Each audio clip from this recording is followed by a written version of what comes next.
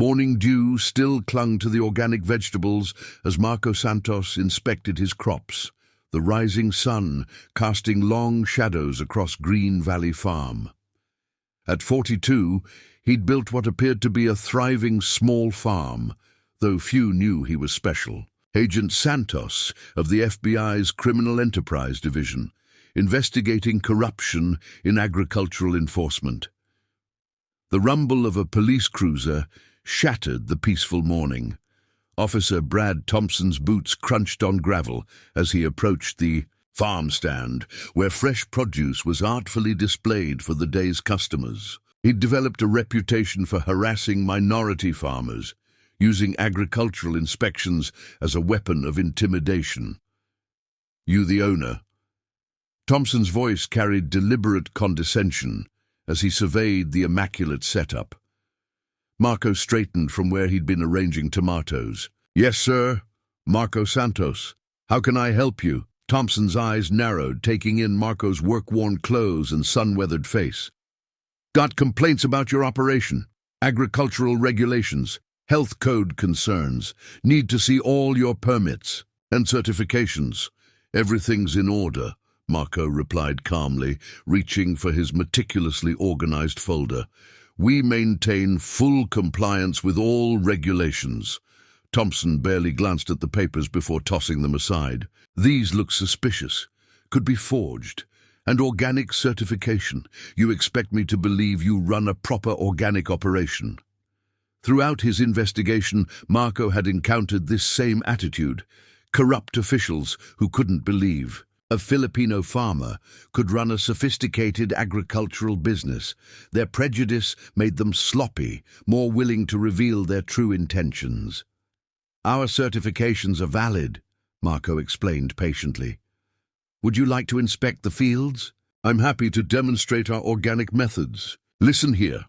Thompson stepped closer, lowering his voice. "Small farms like yours need protection. Agricultural inspections can be very thorough, very disruptive, unless—" Inside the barn, sophisticated FBI surveillance equipment disguised as farming tools captured every word. Marco's partner, Sarah Chen, monitored from a hidden command center, documenting another instance of extortion. "Are you suggesting I pay for protection?" Marco asked, ensuring his hidden recording device caught the response. Thompson smiled coldly. "Think of it as insurance. Captain Rogers is very interested in supporting local agriculture. For a reasonable monthly fee, we can ensure your operation runs smoothly." "You should consider carefully," Thompson continued, deliberately knocking over a display of peppers. "Organic certification is complicated. One bad inspection, one question about your methods. It would be a shame to lose everything you've built." Marco bent to pick up the scattered vegetables, using the moment to control his rising anger. He'd seen this pattern repeatedly, corrupt officers assuming they could intimidate minority farmers into paying protection money, never suspecting they were providing evidence of their own crimes. "I'll need time to think about it," Marco replied. "Standing slowly. You have until tomorrow," Thompson snapped. "Captain Rogers doesn't like to be kept waiting. $500 a month, cash only. And if you're thinking about reporting this conversation, remember, it's your word against a police officer's. Who do you think people will believe?" As Thompson turned to leave, he knocked over another display, sending carefully arranged produce tumbling. "Oops," he smirked. "You might want to clean that up before the health inspector visits. Never know when they might show up." The cruiser's engine roared as Thompson departed, leaving behind a clear message of intimidation. But he had no idea he'd just walked into a sophisticated FBI operation, or that the farmer he'd tried to threaten was actually the agent who would bring down his entire corrupt network. "Got it all?" Sarah's voice came through Marco's concealed earpiece. "Clear evidence of extortion, explicit threats, mention of Captain Rogers. This matches the pattern we've seen at other farms." The morning customers would arrive soon, and Marco needed to maintain his cover. But as he arranged his produce, his mind was already mapping out the larger investigation. Thompson and Rogers were just the visible part of a corruption network that stretched through agricultural inspection agencies and local law enforcement. Like the carefully tended crops in his fields, Marco had planted seeds of justice that would soon bear fruit. The corrupt officers' assumption that they could easily intimidate a Filipino farmer would prove to be their fatal mistake. The next morning brought heavy clouds as Marco prepared the farm stand, knowing Thompson would return for his answer. Sarah monitored from the barn as Captain Rogers' police cruiser pulled up alongside Thompson's. "Both targets approaching," Sarah whispered through Marco's earpiece. "Surveillance active." Rogers stepped out first, his captain's bars gleaming. Unlike Thompson's obvious brutishness, Rogers carried himself with sophisticated authority. "Mr. Santos," he called out, "Officer Thompson tells me you've been hesitant about our community protection program." Marco played his role perfectly, projecting nervous energy. "Just trying to understand what's being offered, Captain." "It's simple," Rogers smiled coldly. "We ensure your farm passes all inspections, maintain your organic certification, keep problems away. In return, you provide a modest monthly contribution to our police community fund." Thompson lingered behind his captain, hand resting on his weapon. The morning mist provided cover for FBI surveillance teams moving into position around the farm. "And if I refuse?" Marco asked, ensuring his recording devices captured every word. Rogers' smile vanished. "Then unfortunately we can't guarantee your operation's safety. Agricultural regulations are complex. Accidents happen, contamination occurs. One failed inspection could cost you everything. You're threatening to destroy my farm if I don't pay? We're talking about reality." Rogers stepped closer. "Think about your position, Mr. Santos. A Filipino farmer making claims about police harassment? Who would believe you?" Sarah's voice came through. "Multiple threats recorded." "Signal when ready." "How much?" Marco asked, reaching beneath the counter where his FBI badge waited. "500 monthly for basic protection," Rogers detailed. "2,000 for premium service, expedited inspections, competitor suppression, priority certification. Consider it an investment." Marco's hand closed around his badge. "I have a different investment in mind." He straightened up, authority replacing his farmer's demeanor. "FBI, you're both under arrest." The transformation shocked them. Thompson reached for his weapon, but froze as FBI teams emerged from the mist.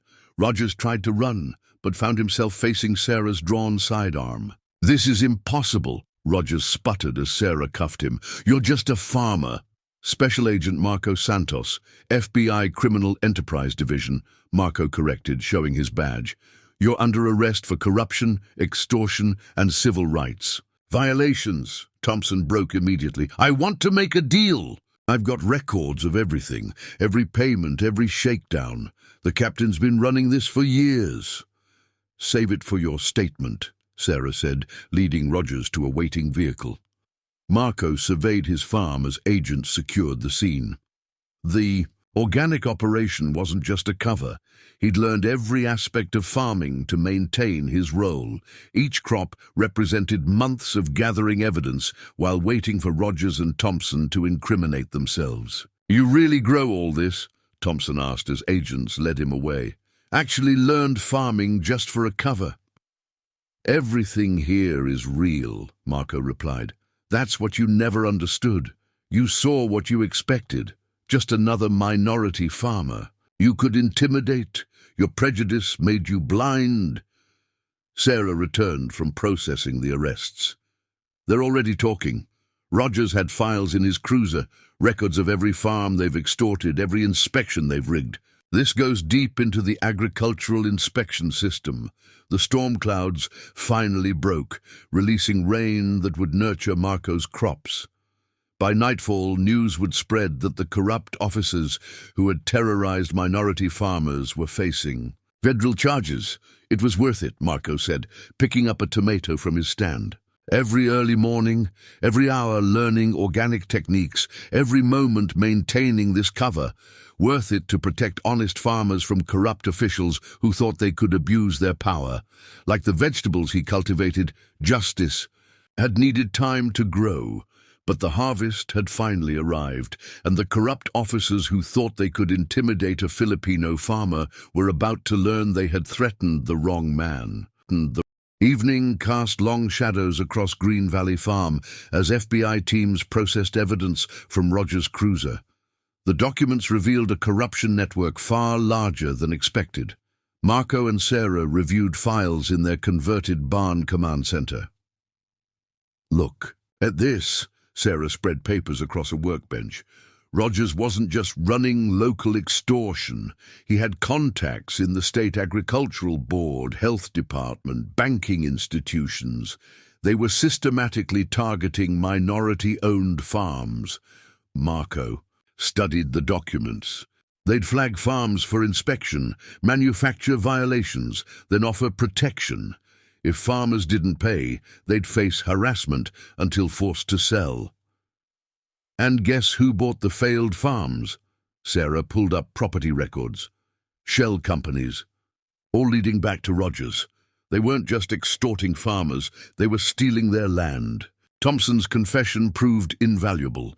The corrupt officer, hoping for leniency, detailed everything. Rogers had inspectors on payroll. His statement read, they'd find violations at targeted farms, ignore problems at protected ones. The whole system was rigged. They're moving Rogers to federal custody, Sarah announced. Too many threats from corrupt officials worried he'll talk. He's already offered to testify about state-level involvement.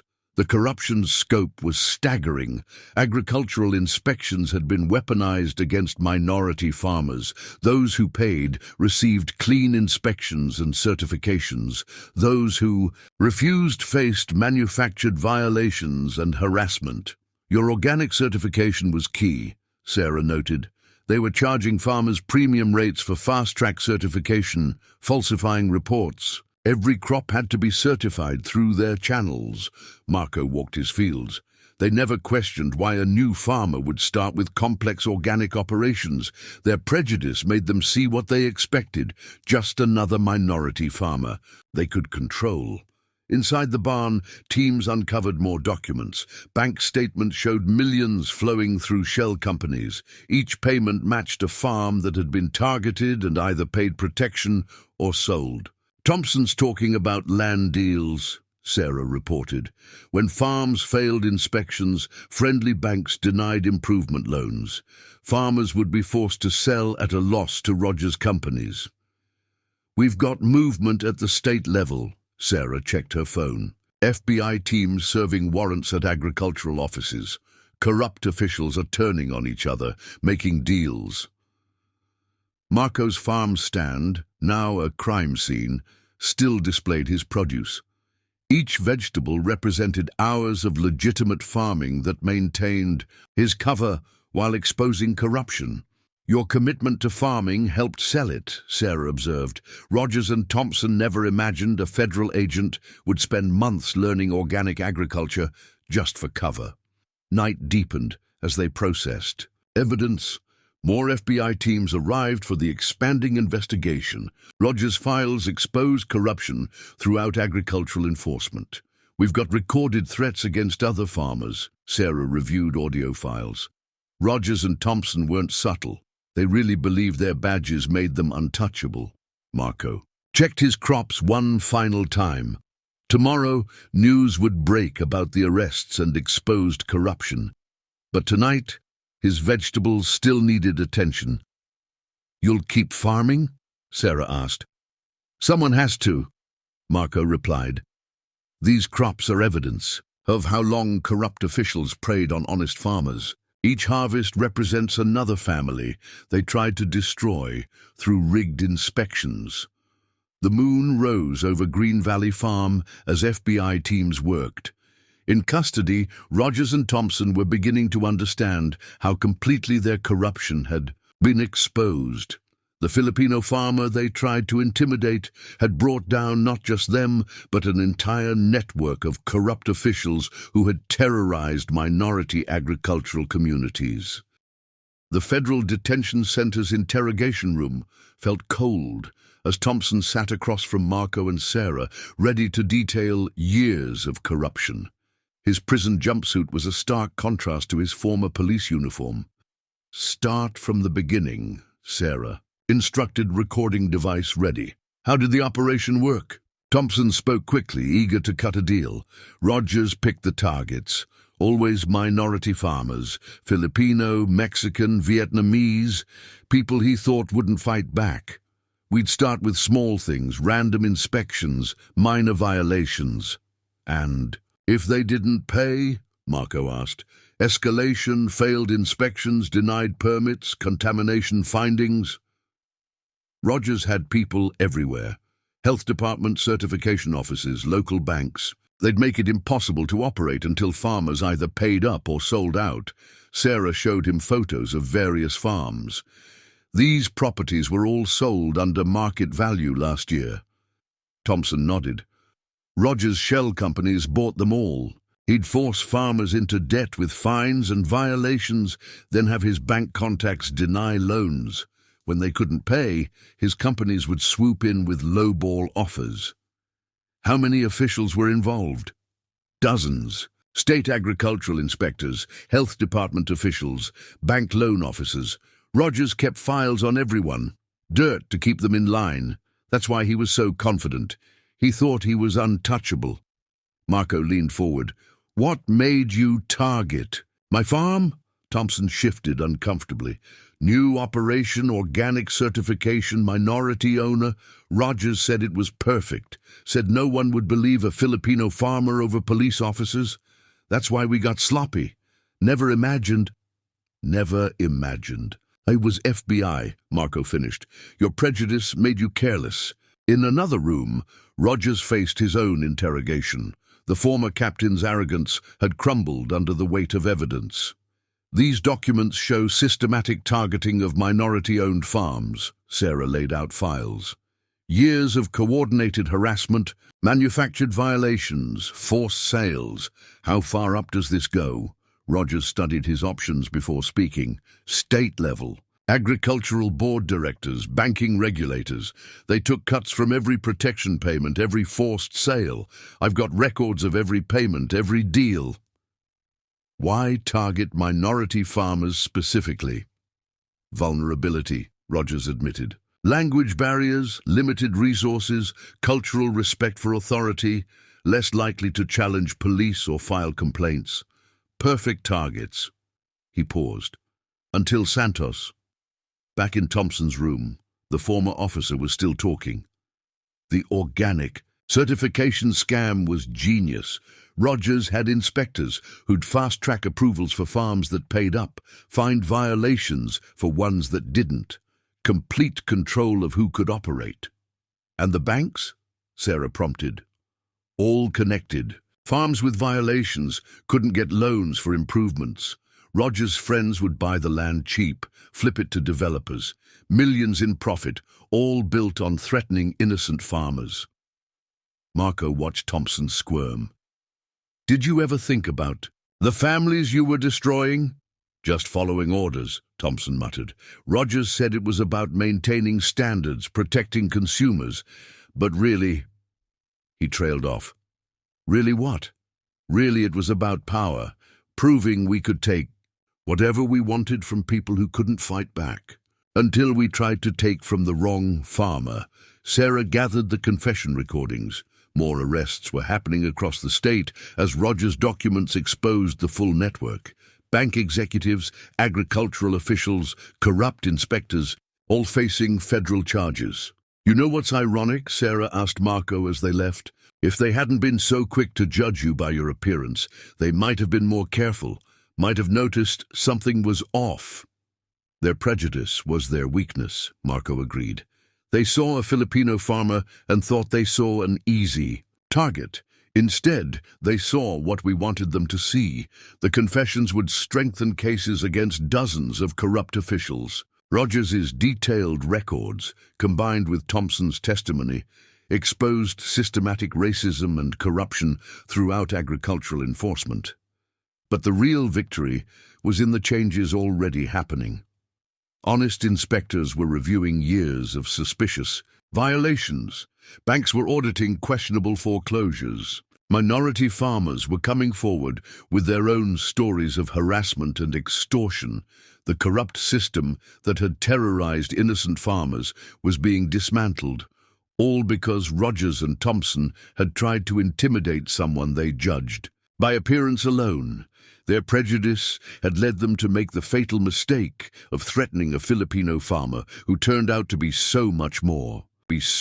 A month after the arrests, Marco stood in his fields watching honest agricultural inspectors review local farms. The corrupt system that had terrorized minority farmers was being dismantled, replaced by transparent oversight and fair enforcement. Latest numbers are in, Sarah approached with her tablet. 38 arrests so far. State officials, bank executives, corrupt inspectors. Rogers' records exposed everything. The morning sun highlighted new growth in Marco's organic fields. Like his crops, justice had needed time to take root and flourish. Thompson's testimony was crucial, Sarah continued. He provided details about every shakedown, every forced sale. Prosecutors are calling it the largest agricultural corruption case in state history. Marco checked his tomato plants, actions born of genuine care rather than just maintaining cover. How many farms were affected? Over 200 documented cases of harassment and extortion, but Rogers' network operated for years, real numbers probably higher.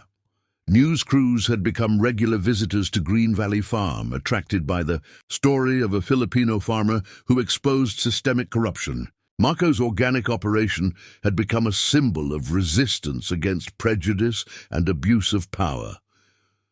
State Agricultural Board is being completely restructured, Sarah noted. New oversight committees, reformed inspection procedures. They're using your case as a blueprint for detecting corruption. Local farmers gathered at Marco's stand, sharing stories of harassment they'd endured. Each account strengthened the prosecution's case while helping heal community wounds. Banks are reviewing foreclosures, Sarah checked her phone. Loans denied based on manufactured violations. Some families might get their farms back. Marco's identity as an FBI agent was public now, but he maintained his farming operation. Each crop represented his commitment to protecting honest farmers from corruption. You know what really got them? Sarah watched another news crew set up. They were so focused on intimidating minority farmers, they couldn't imagine one might fight back. Their prejudice made them vulnerable. The farm had become more than a cover story. It was proof that justice could grow even in fields poisoned by corruption and discrimination. FBI's expanding the program, Sarah revealed. Your success showed the value of deep cover operations in agricultural communities. More agents learning farming, ready to expose corruption. Marco harvested ripe vegetables, movements practiced from months of real agricultural work. The best covers aren't acts, they're extensions of who we are. State agricultural officials arrived, part of the reform effort. They were studying Marco's operation as a model for legitimate organic farming practices. Thompson's being sentenced next week, Sarah mentioned. He's still cooperating, helping track down hidden assets from Rogers' land schemes. The former officer had provided crucial evidence about how the corruption worked. His testimony revealed how prejudice and power had combined to target vulnerable farmers. Rogers isn't talking anymore, Sarah added, but he doesn't need to. His detailed records told us everything. Every bribe, every threat, every stolen farm. Marco watched honest inspectors work with local farmers, building trust that corruption had destroyed. The Filipino farmer Rogers and Thompson had tried to intimidate, had transformed agricultural oversight. You changed everything, Sarah observed. Not just exposing corruption, but showing how prejudice makes corrupt officials careless. They never saw past their own bias. The afternoon sun illuminated healthy crops in Marco's fields. Like his vegetables, justice had needed proper conditions to grow, patience, dedication, and the courage to stand against corruption. New farmers arrived, seeking advice about organic certification. Marco shared his knowledge freely, his expertise no longer just a cover, but a tool for helping others succeed. "The system's changing," Sarah said, watching positive interactions between farmers and inspectors, because corrupt officials couldn't see past their prejudices to recognize that the Filipino farmer they tried to extort would be the one to bring them down.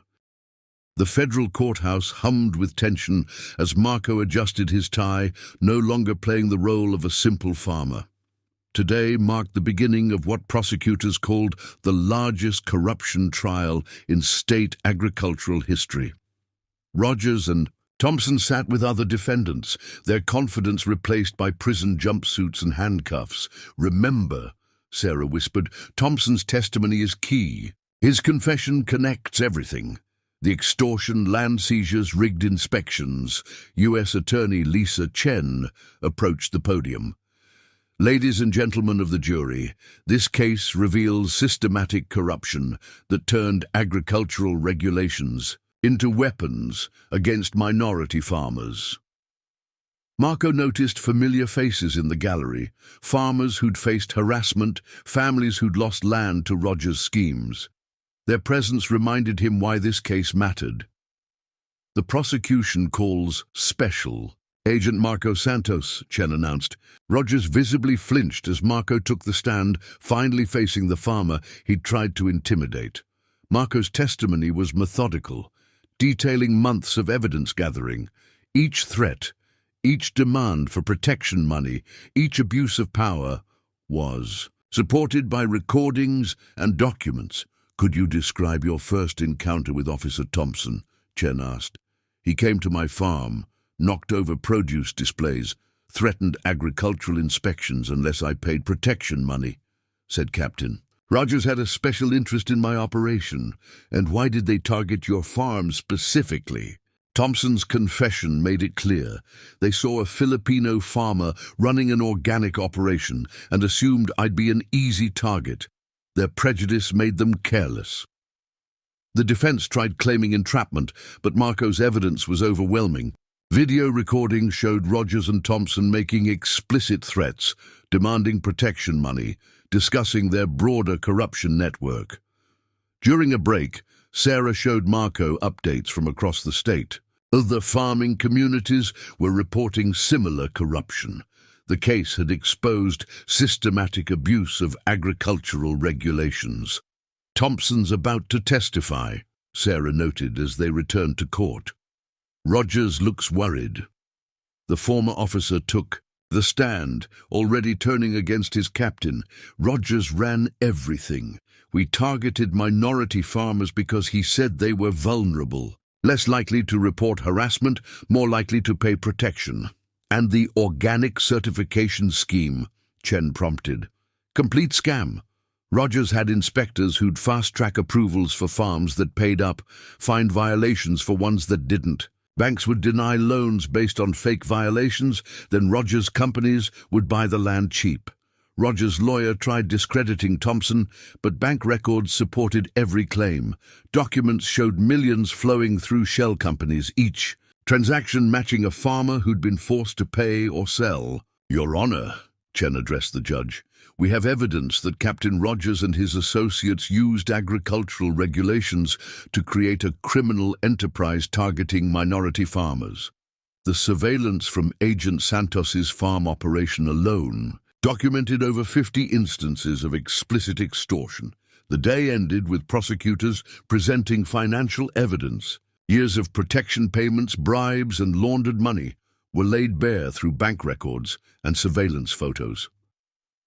Outside the courthouse, reporters swarmed Marco. "Agent Santos, how does it feel seeing the corrupt officers finally face justice?" Marco considered his response carefully. "This case isn't about personal satisfaction. It's about protecting honest farmers from corrupt officials who abused their power and targeted people based on race.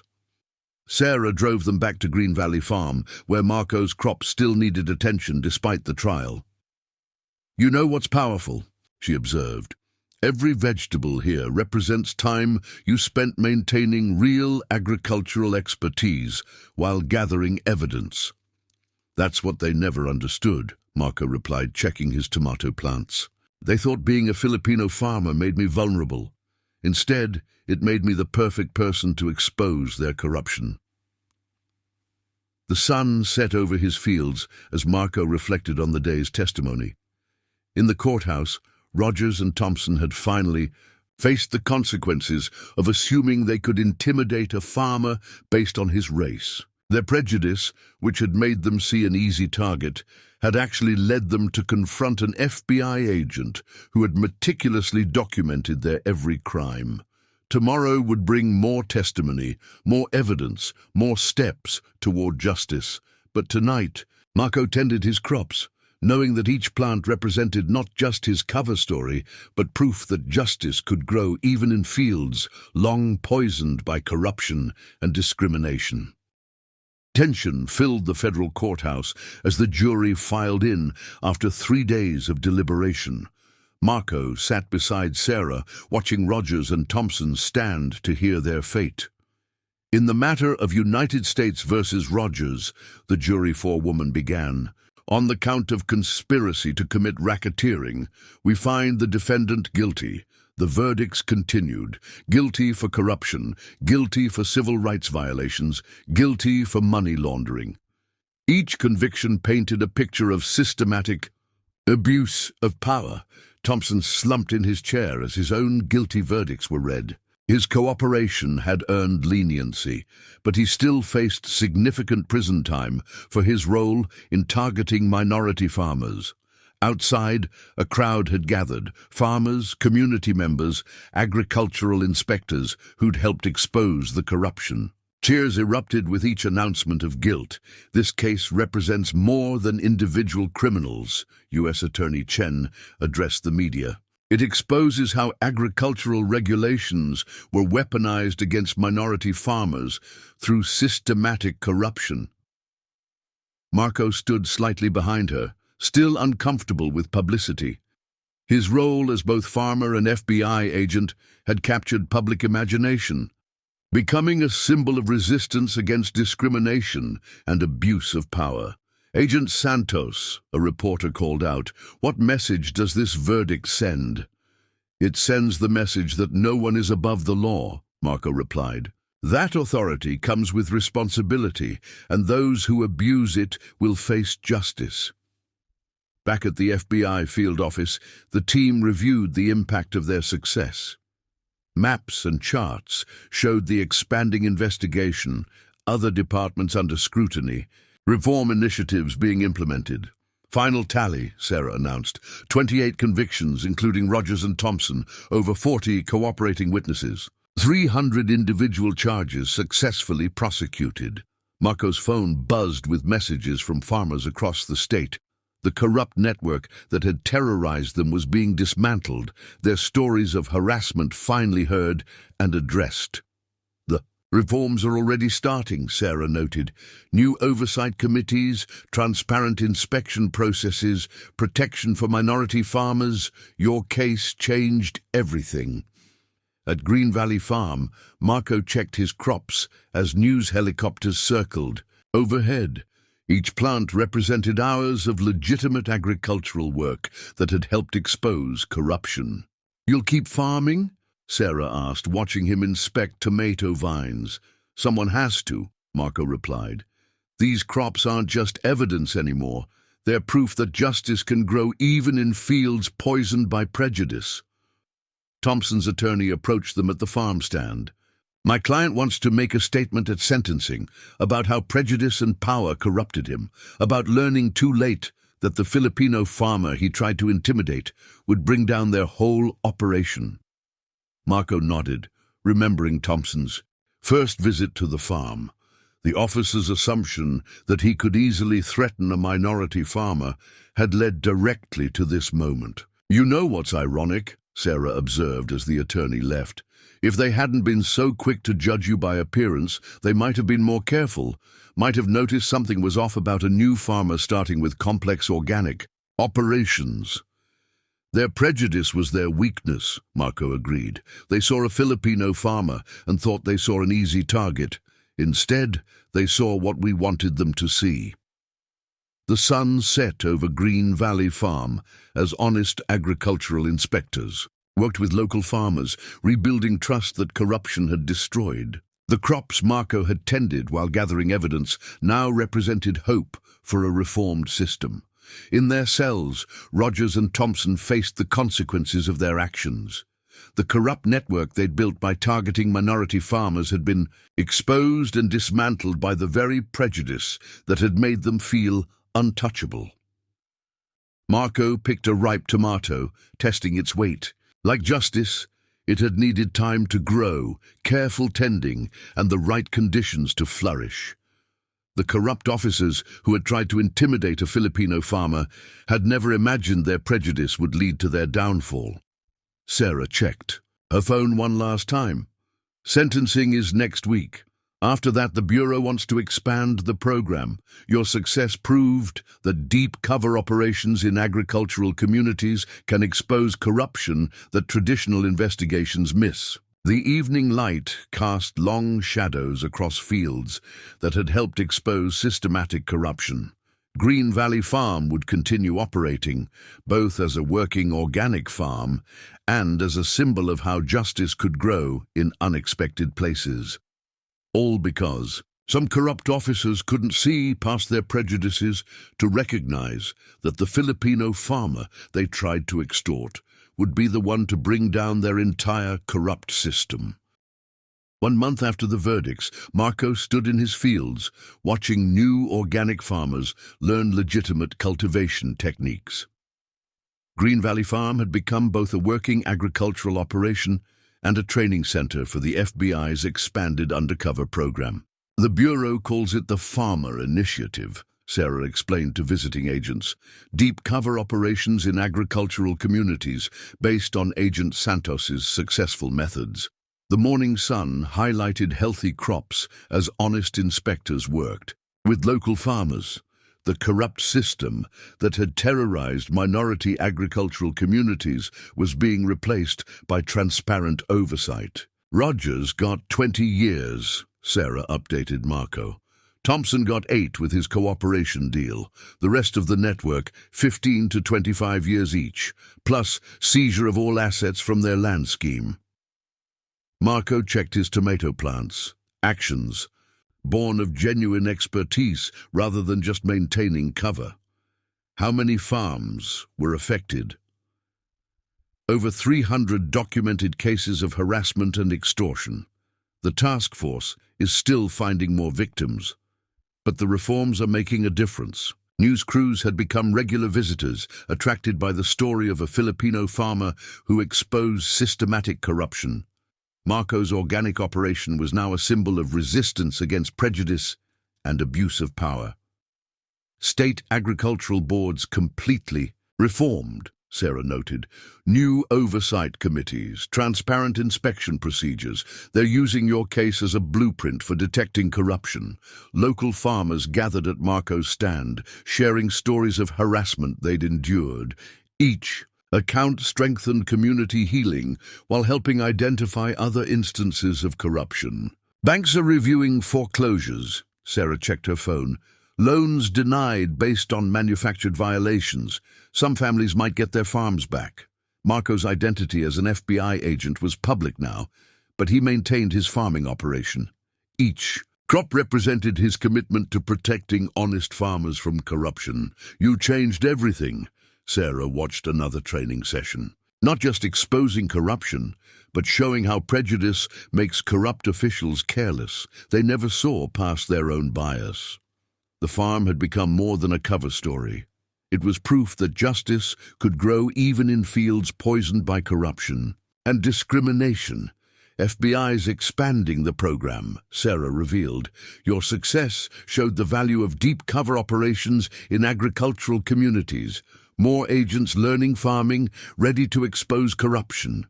Marco harvested ripe vegetables, movements practiced from months of real agricultural work. The best covers aren't acts, they're extensions of who we are. Thompson had written from prison, his letter revealing how completely the experience had changed him. I never questioned targeting minority farmers, he wrote, until Agent Santos showed me how wrong I was. Rogers still maintains his innocence, Sarah mentioned, but the evidence speaks for itself. Every threat, every bribe, every stolen farm documented in his own records. Marco watched new agents train alongside legitimate farmers, learning both agricultural techniques and investigative methods. The Filipino farmer Rogers and Thompson had tried to intimidate, had transformed agricultural oversight. Your case is already required reading at the academy, Sarah said, teaching new agents how prejudice can be turned against corrupt officials, how authentic community integration reveals crimes traditional investigations miss. The afternoon sun illuminated healthy crops in Marco's fields. Like his vegetables, justice had needed proper conditions to grow, patience, dedication, and the courage to stand against corruption. New farmers arrived daily, seeking advice about organic certification. Marco shared his knowledge freely, his expertise no longer just a cover, but a tool for helping others succeed. The system's changing, Sarah observed, watching positive interactions between farmers and inspectors. Because corrupt officials couldn't see past their prejudices to recognize that the Filipino farmer they tried to extort would be the one to bring them down. Green Valley Farm had become more than an undercover operation.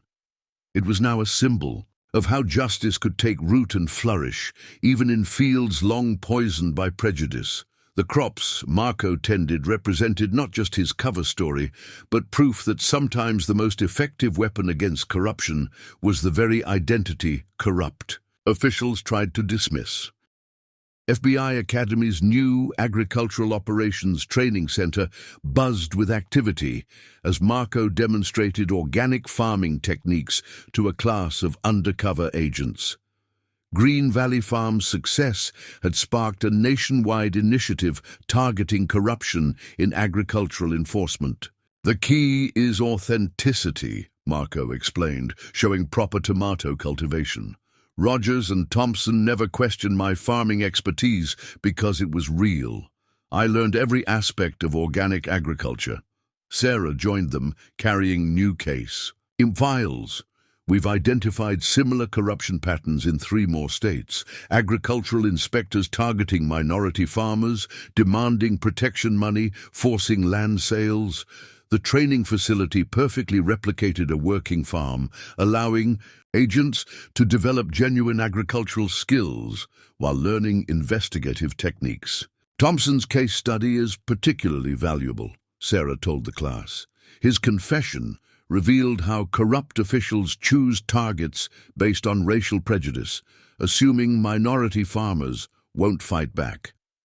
Marco checked soil samples with trainees, teaching both farming and evidence gathering. Your cover isn't just a story. It's becoming part of the community you're protecting. Latest data's in. Sarah reviewed her tablet. Since Rogers' conviction, complaints about discriminatory inspections have dropped 60%. Minority farm ownership is up 15%. The Academy's greenhouse housed both organic crops and surveillance equipment, teaching agents to blend legitimate farming with investigation techniques. Rogers wrote another appeal, Sarah mentioned quietly, still claims he was entrapped. The courts keep rejecting him, pointing to our evidence of systematic targeting of minority farmers. Marco watched trainees practice agricultural techniques. They never understood that their prejudice was their weakness. They saw what they expected to see, just another Filipino farmer they could intimidate. New case files showed the program's expanding scope. Corrupt networks in multiple states use similar tactics. Agricultural regulations weaponized against minority farmers through rigged inspections and forced sales. Thompson's become an unexpected asset, Sarah noted. His prison presentations on how prejudice enables corruption are now part of standard law enforcement training. Marco's methods had transformed agricultural enforcement investigations. Deep cover agents now learned both farming expertise and community integration alongside traditional techniques. The Bureau's expanding the program, Sarah announced to the class.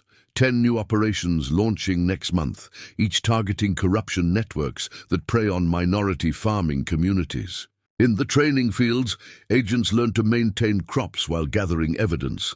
Like the vegetables they grew, justice needed proper cultivation to flourish. Remember, Marco demonstrated proper irrigation. Your agricultural knowledge protects your cover and the community.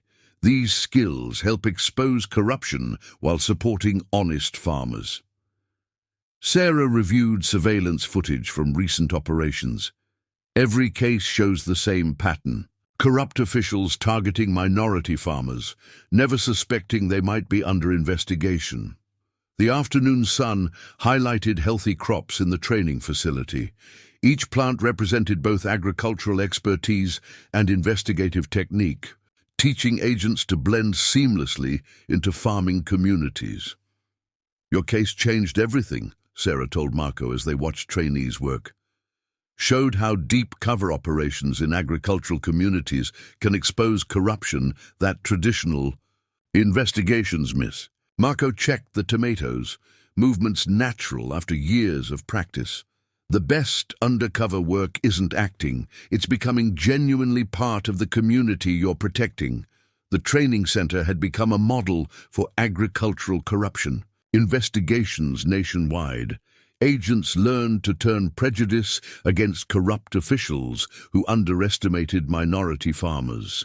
Next class arrives Monday. Sarah checked her schedule.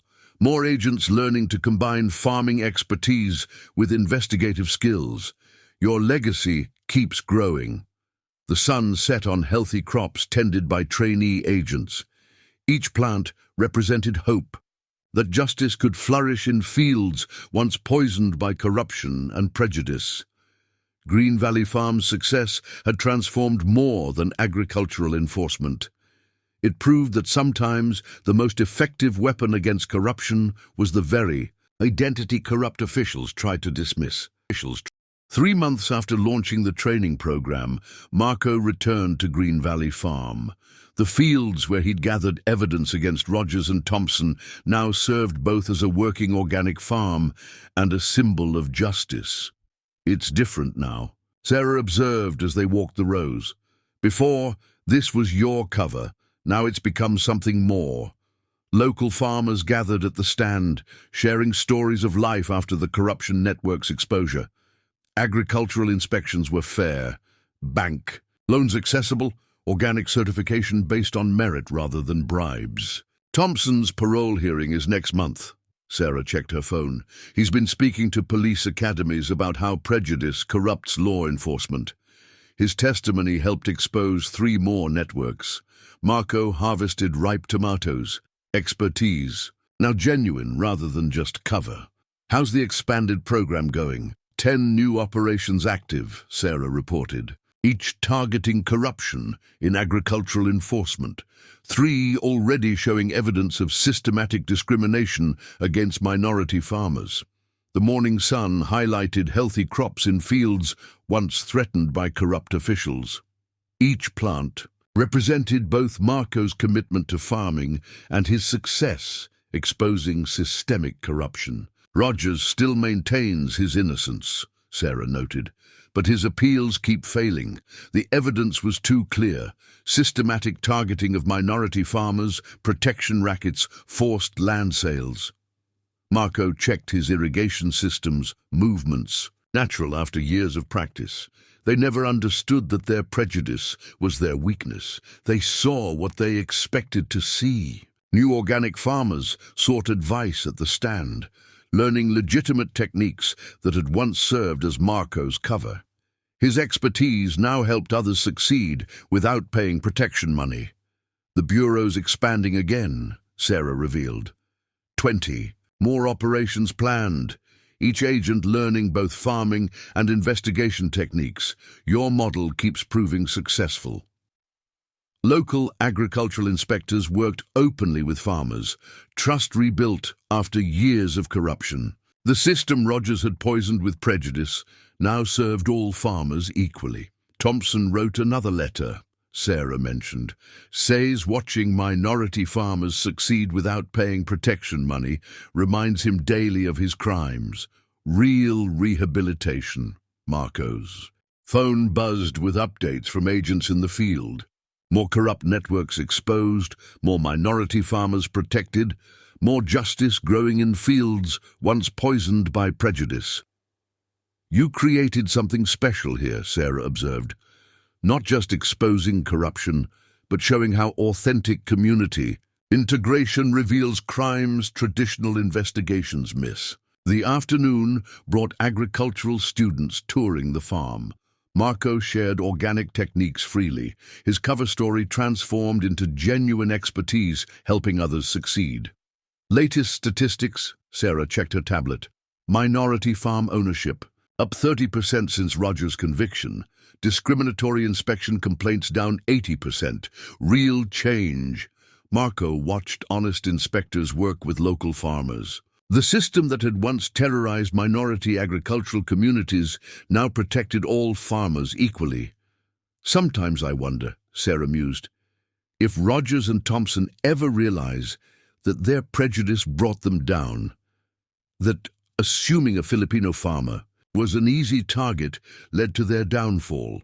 The sun set on healthy crops that had helped expose systematic corruption. Green Valley Farm remained both a working organic operation and a symbol of justice's triumph over prejudice. The best part, Marco said, checking his tomatoes one last time, is that their assumption about minority farmers being vulnerable led them to target an FBI agent. Their prejudice made them blind. Green Valley Farm had become more than an undercover operation.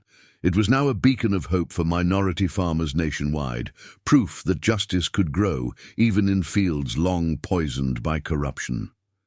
As darkness fell, Marco surveyed his farm with satisfaction. The crops he'd tended while gathering evidence now represented both his genuine agricultural expertise and the triumph of justice over prejudice. The Filipino farmer Rogers and Thompson had tried to intimidate, had transformed agricultural enforcement forever. 6 months after returning to Green Valley Farm, Marco hosted a national conference on agricultural enforcement reform. FBI agents, honest inspectors, and minority farmers gathered to discuss transforming a system once poisoned by corruption. The changes are remarkable, Sarah presented to the group. Nationwide, discriminatory inspection complaints down 70%. Minority farm ownership increased 40%. Protection rackets exposed in 12 states. Marco demonstrated organic techniques to visiting agents, sharing expertise that had once been just cover. Each crop represented both agricultural skill and investigative success. Thompson's testimony proved crucial, Sarah noted.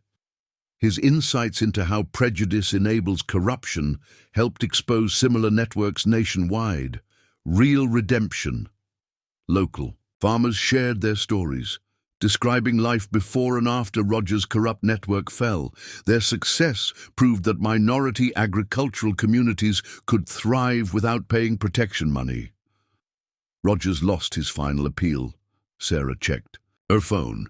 The court cited overwhelming evidence of systematic discrimination. His network's collapse sparked reforms across the country. Marco inspected tomato plants with visiting agents, teaching both farming and investigation techniques. Your cover has to be real, he explained. They never questioned my farming because I learned every aspect. The program keeps expanding, Sarah announced. 30 active operations nationwide, each agent combining agricultural expertise with investigative skills. Your model works. New organic farmers sought advice at the stand, learning techniques Marco had mastered while gathering evidence. His expertise now helped others succeed legitimately. Latest data's impressive. Sarah reviewed her tablet. Fair lending practices restored. Organic certification based on merit. Inspection standards applied equally regardless of race.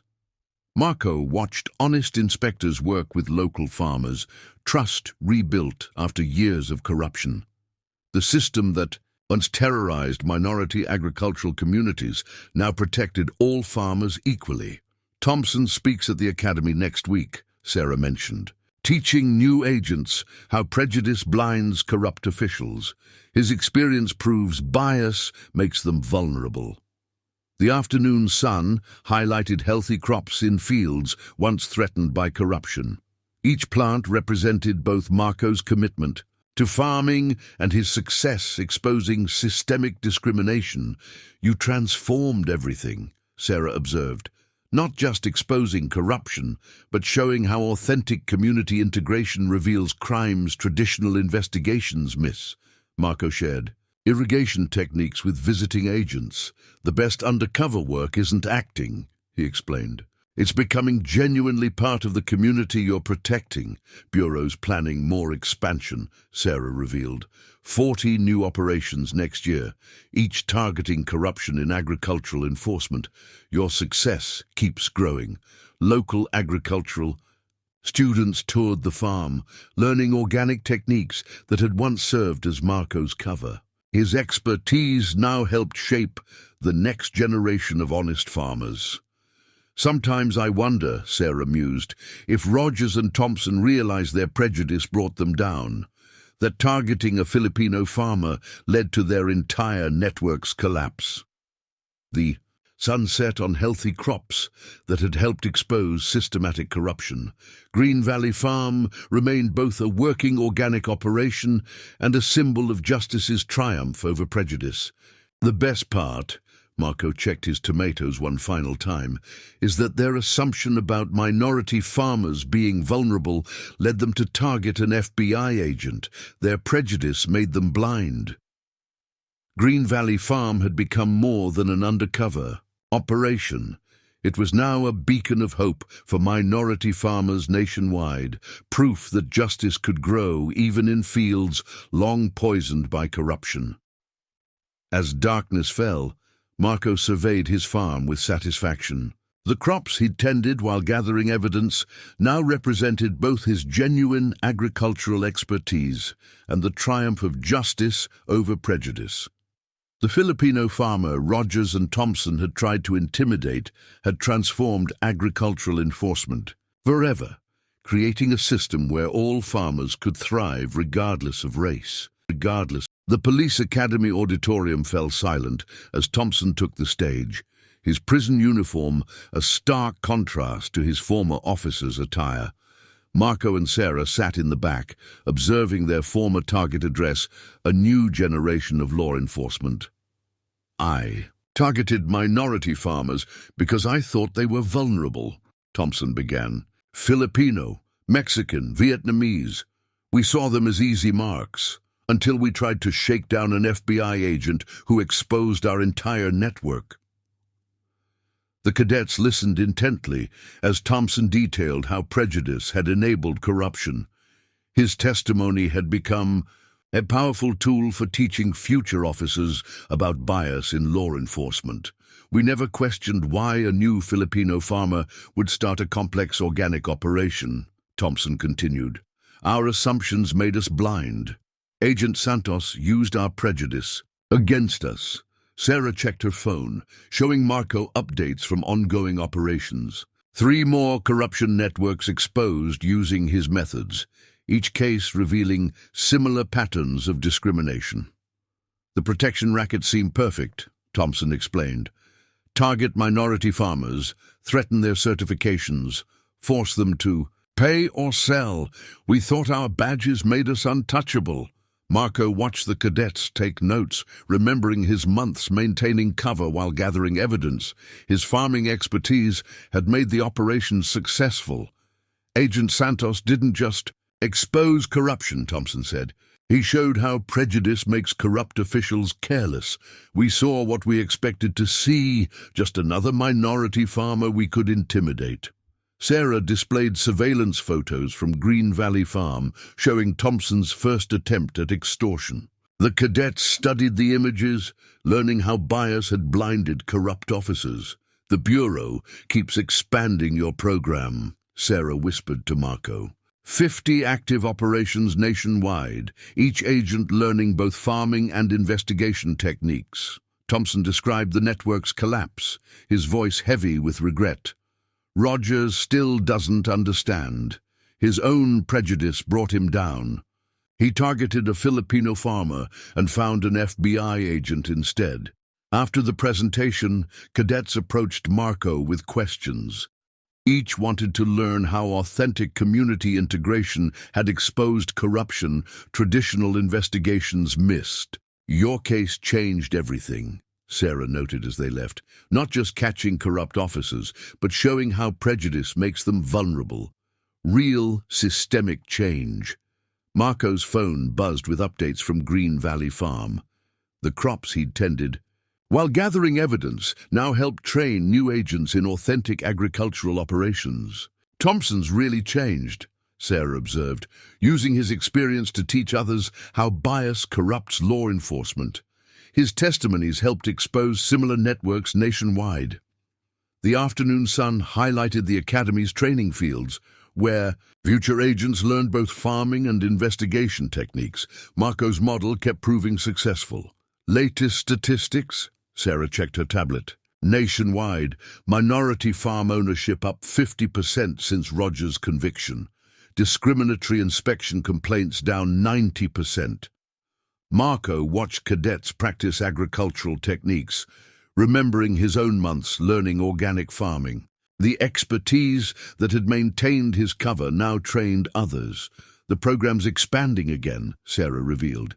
60 new operations planned, each targeting corruption in agricultural enforcement. Your success keeps growing. As they left the Academy, Thompson's words echoed. How prejudice had made corrupt officials blind, how their assumptions about a Filipino farmer had led to their downfall. Green Valley Farm remained both a working operation and a symbol of justice's triumph over prejudice. The crops Marco had tended while gathering evidence now represented hope for minority farmers nationwide. Sometimes the best weapon against corruption, Marco reflected, is the very identity corrupt officials try to dismiss. Their prejudice becomes their weakness. The parole board meeting room felt tense as Thompson sat before the panel, Marco and Sarah observing from the back. After 8 years, the former officer's rehabilitation would be evaluated. My prejudice enabled corruption, Thompson testified. We targeted minority farmers because we thought they were powerless. Agent Santos showed us how wrong we were. Sarah reviewed Thompson's prison record. Hundreds of presentations to law enforcement about bias, testimony helping expose 3 more corruption networks, consistent remorse. I help train new agents now, Thompson explained, teaching them how prejudice makes corrupt officials careless, how our assumptions about a Filipino farmer led to our downfall.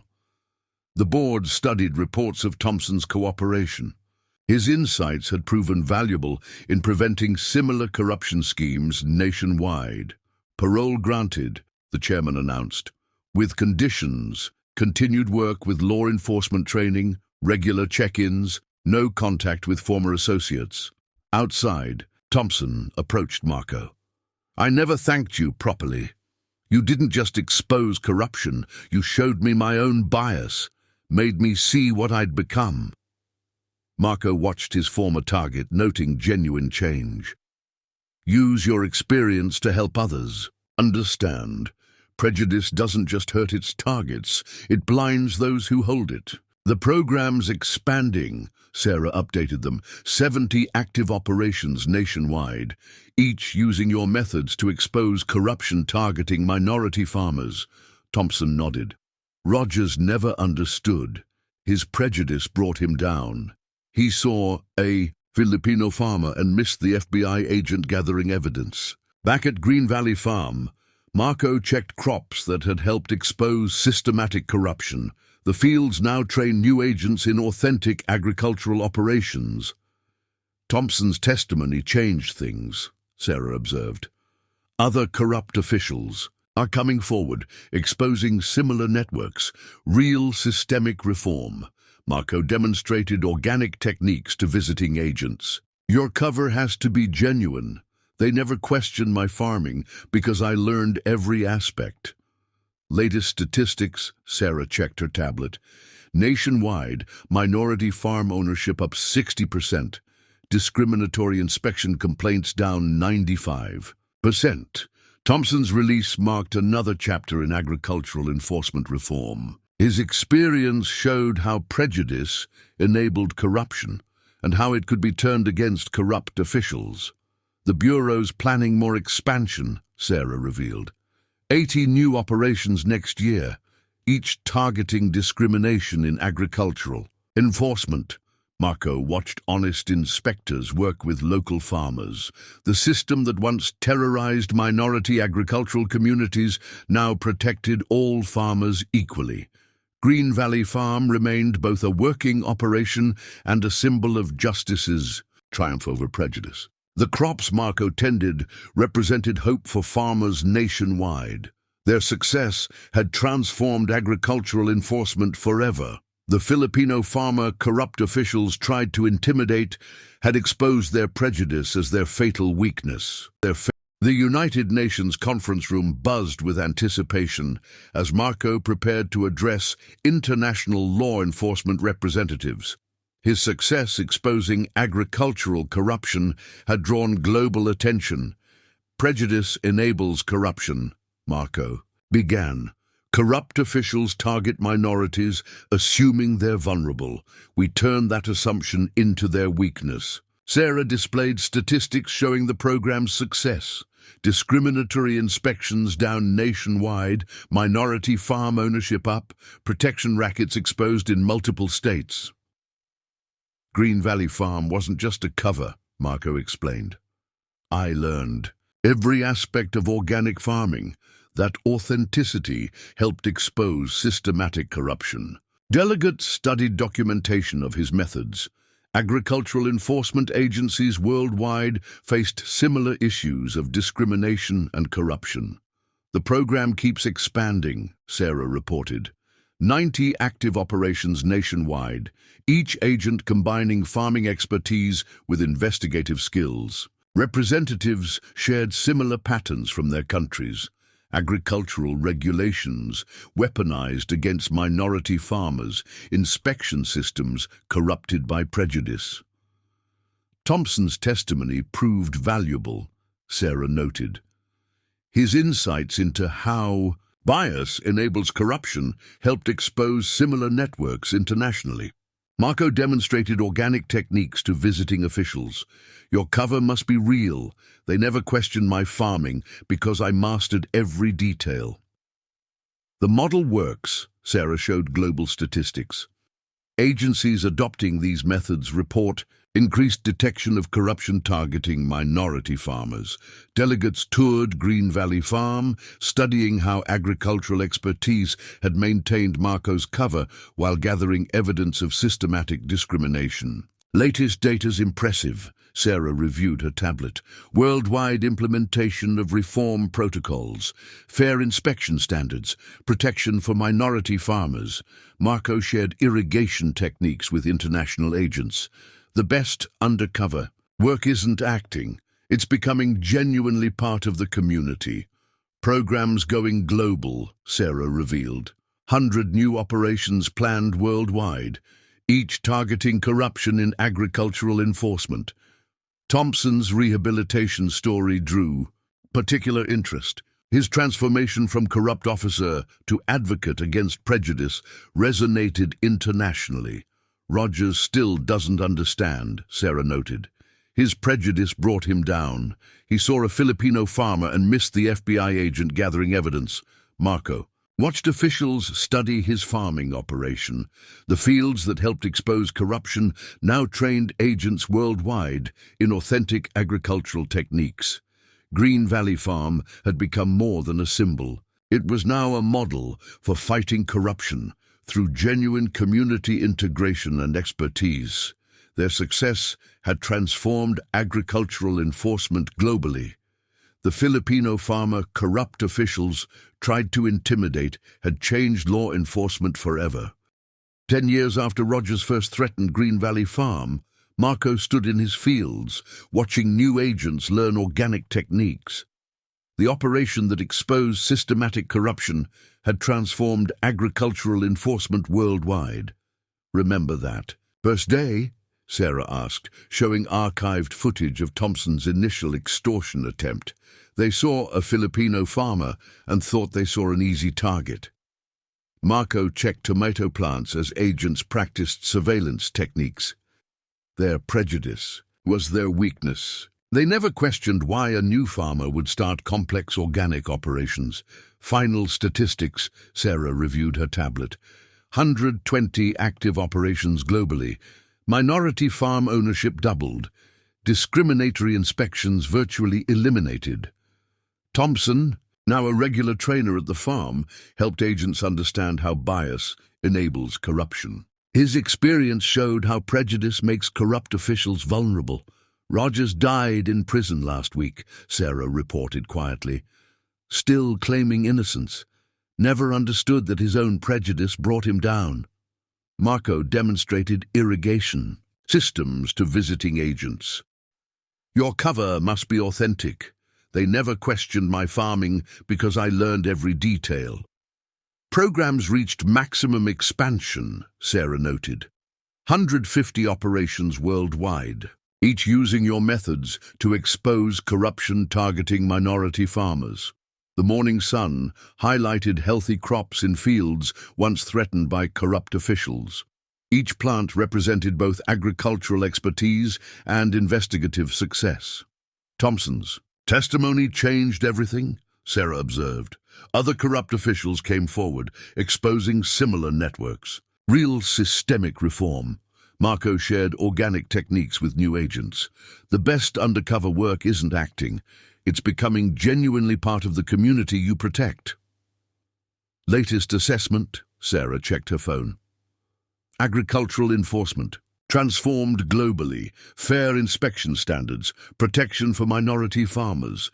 Green Valley Farm remained both a working operation and training facility. The fields that helped expose corruption now taught agents authentic agricultural techniques. Sometimes I wonder, Sarah mused, if Rogers ever realized his prejudice was his downfall, that targeting a Filipino farmer led to his network's collapse. Marco watched honest inspectors work with local farmers. The system that once terrorized minority agricultural communities now protected all farmers equally. Their success had changed law enforcement forever. The Filipino farmer corrupt officials tried to intimidate had exposed their prejudice as their fatal weakness. As sunset painted the fields golden, Marco surveyed his farm with satisfaction. The crops he'd tended while gathering evidence now represented hope for farmers worldwide. Green Valley Farm had become more than a symbol. It was proof that justice could flourish in fields once poisoned by corruption, and that prejudice could be turned against those who wielded it. The FBI director's office felt different from Green Valley Farm as Marco reviewed files of new corruption reports. Similar patterns were emerging in urban food distribution.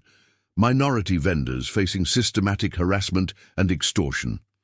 They're using the same tactics, Sarah explained, spreading photos across the desk. Health inspectors targeting minority-owned restaurants and food trucks. Protection money demanded to avoid violations. Marco studied surveillance photos showing suspicious inspection patterns. Like Rogers had done with farms, corrupt officials were weaponizing regulations against minority food vendors. "We need someone undercover," the director said. "Someone who can run a legitimate food operation while gathering evidence. Someone who's done this before." "Like a Filipino food truck operator?" Marco suggested, already seeing the possibilities. Just as his farming expertise had exposed agricultural corruption, authentic culinary knowledge could reveal systematic discrimination in food service enforcement. Sarah pulled up statistics on her tablet. Complaints about discriminatory inspections, up 300% in major cities. Minority-owned restaurants closing at twice the normal rate. "They're using the same playbook," Marco noted. "Target minorities assuming they won't fight back. Let prejudice blind them to the possibility of investigation." The director nodded. "We want you to adapt your farming operation methods. Train agents to combine authentic food service expertise with investigative techniques. Thompson's insights will help," Sarah added. "His experience showing how prejudice enables corruption applies perfectly to urban food service enforcement." Marco reviewed proposed operation locations. Like his farm had exposed agricultural corruption, food trucks could reveal systematic discrimination in urban food enforcement. "Latest data from Green Valley Farm," Sarah reported. "Training programs still expanding. New agents learning both. Bombing and investigation techniques. The sun set outside the director's window as they planned the new operation. Marco would maintain his farm while developing urban food service investigations. "They'll never expect it," Sarah observed. "Just like Rogers never imagined a Filipino farmer was FBI, corrupt urban inspectors won't suspect a food truck operator." Marco's phone buzzed with updates from the farm, where Thompson was helping train new agents. The former corrupt officer's insights into prejudice proved valuable across operations. "We'll start small," the director decided. "One food truck operation, targeting suspicious inspection patterns. Use your experience to expose systematic discrimination." Sarah displayed maps showing urban enforcement zones. Like agricultural regions under Rogers, certain areas showed patterns of minority businesses being targeted.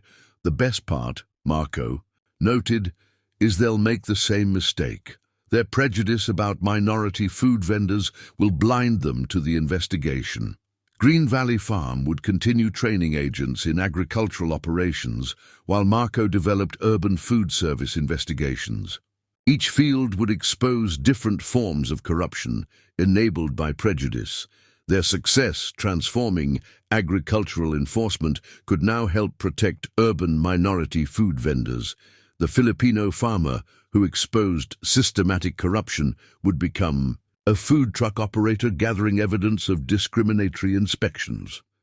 As night fell over Washington, Marco considered how prejudice consistently enabled corruption. Whether farms or food trucks, corrupt officials targeting minorities remained blind to the possibility of federal investigation. "Sometimes the best weapon against corruption," he told Sarah, "is letting them see exactly what they expect to see. Their assumptions make them vulnerable." The new operation would build on everything they'd learned at Green Valley Farm. Authentic expertise combined with investigative techniques using prejudice to expose systematic discrimination, just as corrupt agricultural officials had underestimated. A Filipino farmer, urban inspectors would dismiss a minority food vendor. Their bias would once again prove their fatal weakness. Marco's food truck Manila Sunrise took its spot in the busy downtown district. Like Green Valley Farm, it combined authentic expertise with sophisticated surveillance. Every dish served could gather evidence of systematic discrimination. "First, inspector approaching," Sarah's voice came through his earpiece. "Known associate of our primary target. Pattern of harassing minority vendors in this zone." The inspector, Mike Davidson, swaggered toward the food truck, his attitude eerily reminded Marco of Thompson's first visit to the farm. Health inspection, Davidson announced, smirking at the Filipino cuisine menu. Let's see if your operation meets our standards. Marco maintained his cover perfectly, showing the same careful attention to regulations he'd developed at Green Valley Farm. Every permit and certification was impeccable. These look suspicious, Davidson said, echoing Rogers' tactics. Lot of complaints about foreign food vendors, hygiene concerns, cultural differences, you understand. Sarah monitored from their surveillance van, documenting another instance of discriminatory enforcement. Like agricultural inspectors under Rogers, urban officials targeted minority vendors. Of course, Marco replied carefully. We maintain highest standards. Would you like to inspect our facilities? Davidson knocked over a container of supplies, just as Thompson had scattered produce. Looks unsanitary to me, unless there are ways to ensure smoother inspections. The protection racket mirrored Rogers' agricultural scheme. Minority food vendors faced manufactured violations unless they paid for protection. Are you suggesting some arrangement? Marco asked, ensuring his hidden cameras captured everything. Smart man, Davidson smiled coldly. 500 monthly keeps inspections friendly. Otherwise, health code violations can shut down operations quickly. Sarah's voice. Multiple. Clear threats recorded. Pattern matches other vendors' complaints. Like his farm operation, Marco's food truck gathered evidence of systematic discrimination. Each interaction revealed how prejudice enabled corruption. I'll need time to consider, Marco said, playing his role perfectly. 24 hours, Davidson warned. My supervisor doesn't like waiting. Shame if something contaminated your food supply. As Davidson left, Sarah confirmed recordings of explicit threats. Just as agricultural officials had targeted minority farmers, urban inspectors preyed on minority food vendors. They're using identical tactics, Sarah noted. Target minorities assuming they're vulnerable. Let prejudice blind them to possible investigation. Marco served customers while maintaining surveillance. Like his farming expertise, authentic culinary knowledge strengthened his cover while gathering evidence. Thompson's insights helped identify corrupt officials' patterns. His experience showing how bias enables corruption proved valuable in urban operations. Latest data, Sarah reported. 30 minority vendors in this zone paying protection. Systematic discrimination throughout food. Service enforcement. Marco's food truck, like his farm, represented both legitimate expertise and investigative technique. Each dish served helped expose corruption targeting minority vendors. Davidson's supervisor arriving tomorrow, Sarah noted. Like Rogers, he personally handles high-value targets. The sun set over the city as Marco prepared for the next day's operation. Just as Green Valley Farm had exposed agricultural corruption, Manila Sunrise would reveal systematic discrimination in urban food enforcement. Their success fighting corruption expanded from rural farms to city streets. The Filipino farmer, who became a food truck operator, continued gathering evidence of prejudice enabling corruption. Morning crowds gathered around Manila Sunrise as Marco prepared for Davidson's supervisor's visit. Like his confrontation with Rogers at Green Valley Farm, this meeting would expose systematic corruption. Target approaching, Sarah alerted through his earpiece. Chief Inspector Wilson, known architect of discriminatory enforcement targeting minority vendors. Wilson approached confidently, flanked by Davidson. His professional demeanor masked the same prejudice that had blinded Rogers to federal investigation. Mr. Santos, Wilson smiled coldly. Officer Davidson says you're hesitant about our vendor protection program. Let me explain how things work downtown. Marco maintained his cover perfectly, showing the same careful composure that had trapped Rogers and Thompson. Our standards are very high, Wilson continued, especially for ethnic food vendors. Health concerns, you understand. But we can ensure smooth operations for a price. Sarah recorded every word as Wilson detailed their protection racket. Like Rogers' agricultural scheme, urban inspectors systematically targeted minority vendors. 500 monthly prevents. Problems, Wilson explained. 2,000 guarantees premium service. Consider it insurance against unfortunate incidents. And if I refuse? Marco asked, ensuring cameras captured Wilson's response. Then, unfortunately, we can't ensure food safety. Contamination happens, equipment malfunctions, permits expire. Would be shame to lose everything over pride. Marco reached beneath his counter, where his FBI badge waited. Like the moment he'd exposed Rogers, justice was about to surprise corrupt officials. Actually, Marco straightened up, authority replacing his vendor demeanor. I have a different proposal. FBI, you're both under arrest. The transformation shocked them. Davidson reached for his phone but found himself facing Sarah's drawn weapon. Wilson tried running, but FBI teams emerged from the crowd. This is impossible, Wilson sputtered as agents cuffed him. You're just a food vendor. Special Agent Marco Santos, Marco corrected, showing his badge. The same FBI agent who exposed Rogers' agricultural corruption. Different operation, same prejudice making you vulnerable. Davidson broke immediately. I'll cooperate. Wilson runs everything, targeting minority vendors, demanding protection money, coordinating with other districts. Sarah led Wilson to a waiting vehicle. Your assumption about minority vendors made you sloppy. Just like Rogers thinking a Filipino farmer was an easy target. The morning crowds watched as FBI teams secured evidence. Manila Sunrise had gathered proof of systematic discrimination in urban food enforcement. Got everything, Sarah confirmed. Explicit threats, protection demands, proof of discriminatory inspections. Pattern matches Rogers' agricultural operation exactly. Marco's phone buzzed with updates from Green Valley Farm, where Thompson helped train agents in recognizing how prejudice enables corruption. You know what's interesting? Sarah observed as they processed arrests. Whether farms or food trucks, corrupt officials target minorities, assuming they're powerless. Their bias blinds them to investigation. The sun rose higher as news crews arrived, another corrupt network exposed by the Filipino agent they'd underestimated because of race. The best part, Marco noted, serving customers between interviews, is they never question why a new vendor would start a gourmet food truck. Their prejudice makes them see what they expect. Manila Sunrise remained operating, gathering evidence of other corrupt inspectors. Like Green Valley Farm, it combined authentic expertise with investigative technique. Their success fighting corruption expanded from agricultural enforcement to urban food service.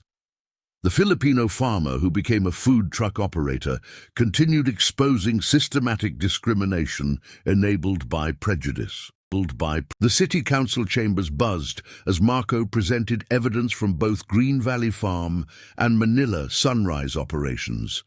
His success exposing corruption in agricultural and urban food enforcement had sparked nationwide reform. The pattern is consistent, Marco explained, showing surveillance footage. Whether farms or food trucks, corrupt officials target minorities assuming they won't fight back. Sarah displayed statistics on the chamber screens. Agricultural inspection complaints down 90% since Rogers' conviction. Urban food service discrimination exposed in 12 cities. Wilson and Davidson's arrests had triggered investigations nationwide. Like Rogers' agricultural network, urban inspection corruption reached throughout the system. Thompson's insights proved valuable, Sarah noted. His experience showing how prejudice enables corruption helped identify similar patterns in urban enforcement. Marco's operations had transformed both rural and urban food enforcement. Green Valley Farm trained agricultural agents, while Manila Sunrise exposed urban discrimination. The program keeps expanding, Sarah reported. 200 agents nationwide, combining authentic expertise with investigative techniques. Farms, restaurants, food trucks, all gathering evidence. Davidson had cooperated fully, like Thompson exposing systematic corruption. His testimony revealed how bias made officials target minority food vendors. Latest data, Sarah checked her tablet. Minority farm ownership doubled since Rogers' case. Urban minority food vendors reporting 90% decrease in discriminatory inspections. Marco maintained both operations, his expertise strengthening investigations while supporting legitimate businesses. Each crop and dish represented evidence of corruption exposed. Wilson still claims innocence, Sarah noted. Like Rogers, he doesn't understand his prejudice brought him down. He saw a minority food vendor and missed the FBI agent. The council reviewed reform proposals based on Marco's methods. Authentic community integration had proven key to exposing discrimination in food enforcement. Thompson speaks at the Academy next week, Sarah mentioned, teaching new agents how bias blinds corrupt officials. His rehabilitation shows real change is possible. Marco demonstrated farming techniques to visiting agents while Manila Sunrise trained urban operatives. Each operation gathered evidence of systematic discrimination. The model works, Sarah observed. Whether rural or urban, corrupt officials make the same mistake. They target minorities, assuming they're vulnerable. Green Valley Farm and Manila Sunrise remained active, gathering evidence while training agents. Marco's expertise in both operations strengthened investigations nationwide.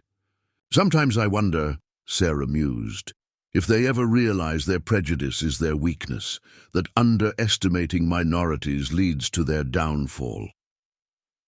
The sun set as Marco checked both operations, from farm fields to city streets. He continued, exposing corruption enabled by prejudice. Their success had transformed food enforcement across America. The Filipino agent corrupt officials underestimated had changed the system forever. 10 years after first exposing Rogers' agricultural corruption, Marco stood before Congress detailing how prejudice enables systematic discrimination. His success with Green Valley Farm and Manila Sunrise had transformed food enforcement nationwide. Corrupt officials target minorities assuming they're vulnerable, Marco explained. Whether farms or food trucks, their prejudice blinds them to federal investigation. Sarah presented decade-long statistics. Agricultural discrimination down 95%. Urban food service harassment virtually eliminated. Minority ownership in both sectors doubled. Thompson and Davidson testified about their rehabilitation, showing how bias had corrupted their enforcement. Their insights helped prevent similar discrimination nationwide. The program exceeded expectations, Sarah reported. 300 agents combining authentic expertise with investigative techniques. Operations in every major city. Marco maintained both his farm and food truck, each gathering evidence while training agents. His expertise strengthened investigations while supporting legitimate businesses. Wilson confessed last week, Sarah noted. Like Rogers, finally admitted prejudice made him careless. He saw a minority food vendor and missed the FBI agent. Congressional leaders reviewed Marco's methods. Authentic community integration had proven crucial for exposing systematic discrimination in food enforcement. Latest assessment, Sarah checked her tablet. Corrupt networks dismantled in 30 states. Fair inspection standards established. Protection rackets eliminated. Green Valley Farm and Manila Sunrise remained operational, training new agents while gathering evidence. Each crop and dish represented successful investigation techniques. Thompson's Academy presentations changed everything, Sarah observed. Teaching new agents how bias enables corruption helps prevent discriminatory enforcement. Marco demonstrated farming techniques to visiting officials, while Manila Sunrise trained urban operatives. His expertise in both operations strengthened reform efforts. The model works perfectly, Sarah said. Whether rural or urban, corrupt officials make identical mistakes. They target minorities assuming they're powerless. Marco's phone buzzed with updates from both operations. From farm fields to city streets, he continued exposing corruption enabled by prejudice. Sometimes I wonder, Sarah mused, if they realize their bias is their fatal flaw, that underestimating minorities consistently leads to their downfall. Congress approved expanded funding based on Marco's success. His methods had transformed food enforcement from systematic discrimination to equal protection. You changed everything, Sarah noted as they left Capitol Hill. Not just exposing corruption, but showing how prejudice makes officials vulnerable. The sun set over Washington as Marco considered his legacy. The Filipino agent corrupt officials underestimated had created lasting change in American law enforcement. From Green Valley Farm to Manila Sunrise, his operations proved that justice prevails when prejudice blinds corrupt officials to federal investigation. 15 years after Thompson first threatened Green Valley Farm, Marco hosted a national conference on preventing discriminatory enforcement. His success exposing corruption had transformed food safety inspection across America. Prejudice enables corruption, Marco explained to gathered officials. Whether agricultural or urban, corrupt inspectors target minorities assuming they're vulnerable. Sarah presented final statistics. Nationwide, discriminatory inspections eliminated.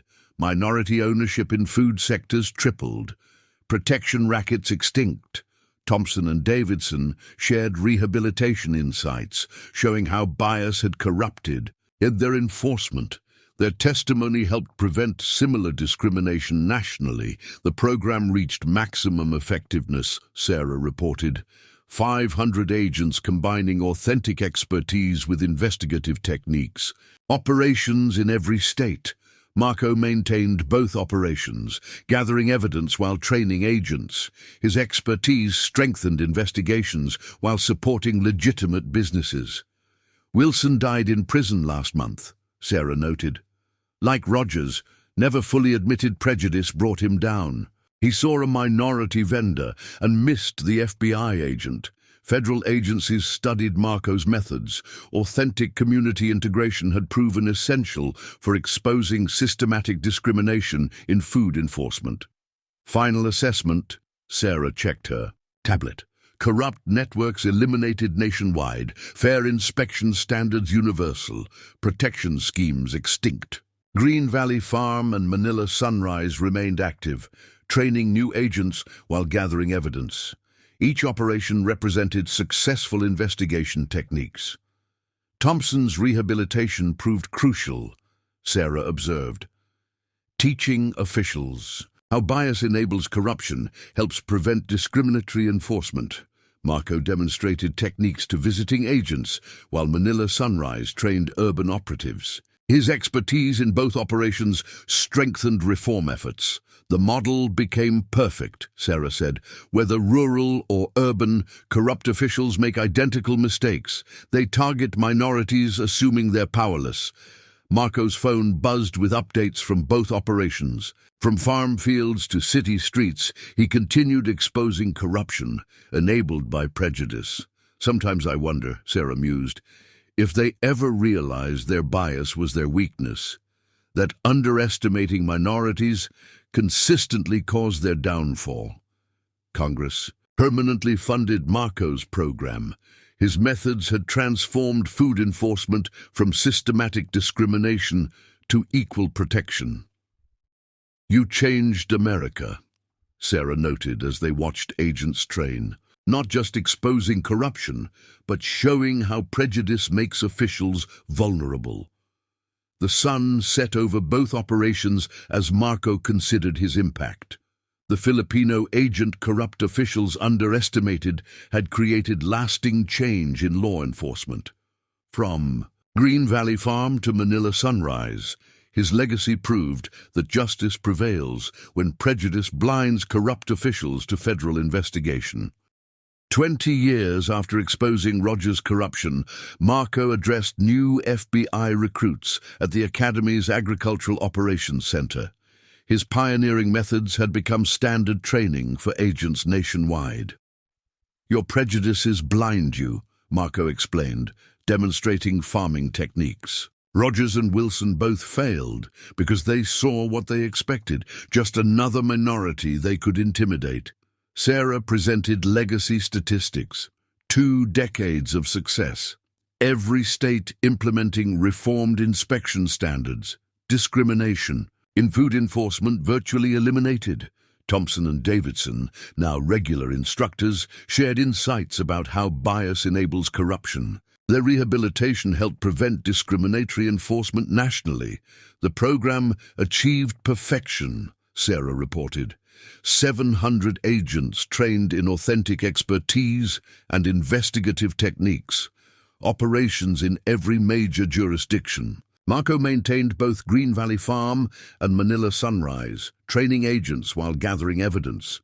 His expertise strengthened investigations while supporting communities. "Final numbers are impressive," Sarah noted. 0 reported cases of discriminatory enforcement last year. Minority ownership in food sectors quadrupled since Rogers. New agents practiced agricultural techniques while studying urban operations. Each location represented successful investigation methods. Thompson's insights proved invaluable, Sarah observed. Teaching how prejudice enables corruption helps prevent discriminatory enforcement. Marco demonstrated farming expertise to recruits while others trained at Manila Sunrise. His operations strengthened reform efforts nationwide. The model became standard, Sarah said. Whether rural or urban, corrupt officials make identical mistakes. They target minorities, assuming they're powerless. Marco's phone buzzed with updates. From both operations, from farm fields to city streets, his legacy continued protecting minority businesses. "Sometimes I wonder," Sarah mused, "if new agents realize how thoroughly you changed enforcement. That exposing prejudice transformed the system. Congress permanently established Marco's methods as required training. His success had reformed food enforcement from discrimination to equal protection. You revolutionized everything," Sarah noted, as they watched recruits train, not just exposing corruption, but showing how prejudice makes officials vulnerable. The sun set over training operations as Marco considered his impact. The Filipino agent corrupt officials underestimated had created lasting change. From Green Valley Farm to Manila Sunrise, his legacy proved that justice prevails when prejudice blinds corrupt officials to federal investigation. His methods would continue protecting minority businesses long after his retirement. Marco's pioneering work had transformed American law enforcement forever. After 25 years of service, Marco prepared to retire from active duty. His last day saw him training one final class at Green Valley Farm, passing his expertise to the next generation. "Remember," he told the recruits, "demonstrating organic techniques, authentic knowledge is your strength. Rogers and Wilson never questioned my farming or cooking because the expertise was real." Sarah reviewed his career statistics. Over 1,000 corrupt officials convicted. Discriminatory enforcement eliminated nationwide. Minority business ownership at historic highs. Thompson and Davidson attended the farewell ceremony, their rehabilitation story inspiring new agents. Their insights helped prevent discriminatory practices across America. The program exceeded all expectations, Sarah reported. 800 active agents combining authentic expertise with investigative techniques. Operations in every sector. Marco surveyed both Green Valley Farm and Manila Sunrise, each operation now training centers for future agents. His methods would continue protecting minority businesses. Final career assessment. Sarah checked her tablet.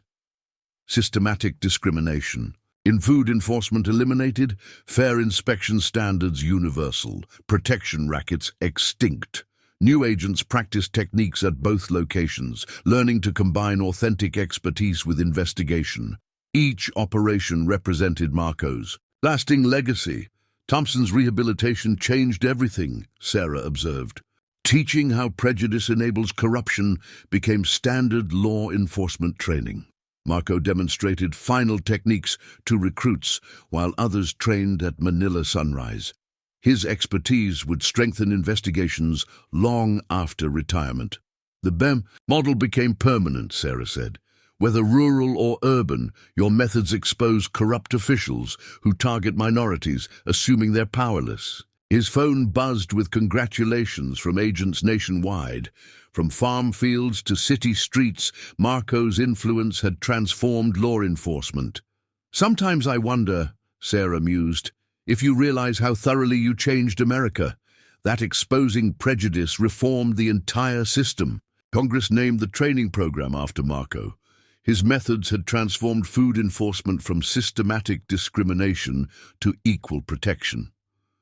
You revolutionized everything, Sarah noted as they watched recruits train, not just exposing corruption, but showing how prejudice makes officials vulnerable.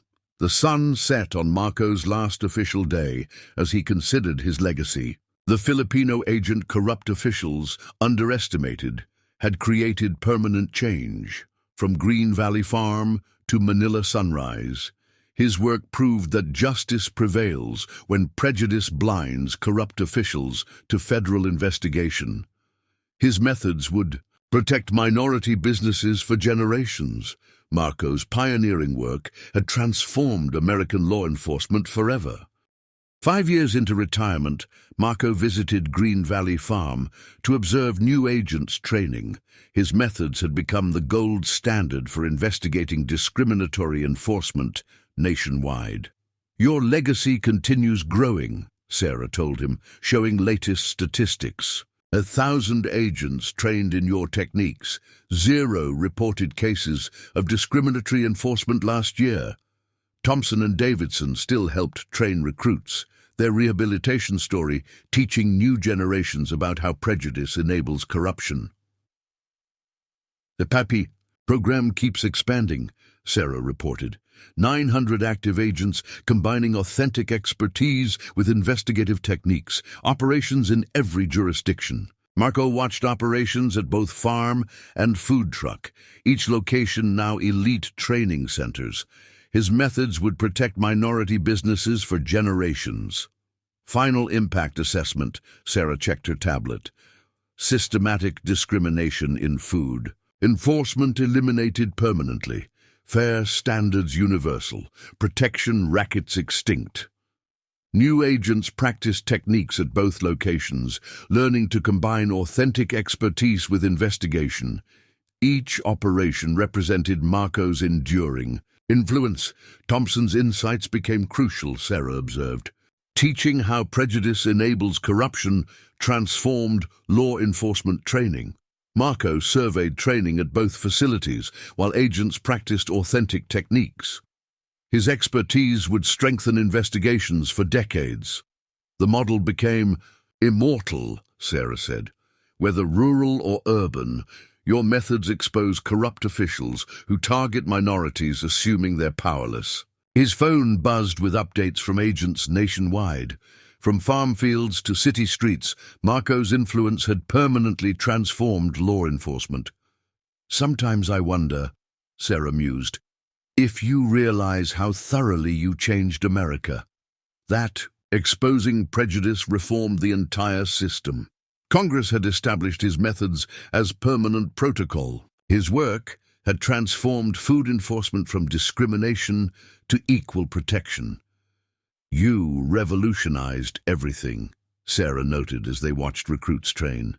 Not just exposing corruption, but showing how prejudice makes officials vulnerable. The sun set on another successful training day as Marco considered his legacy. The Filipino agent corrupt officials underestimated had created lasting change. From Green Valley Farm to Manila Sunrise, his work proved that justice prevails when prejudice blinds corrupt officials to federal investigation. His methods would protect minority businesses forever. Marco's pioneering work had transformed American law enforcement permanently. As darkness fell, Marco knew his life's work would endure. The corrupt officials who once targeted him for his race had unwittingly helped create a better, more just system for all.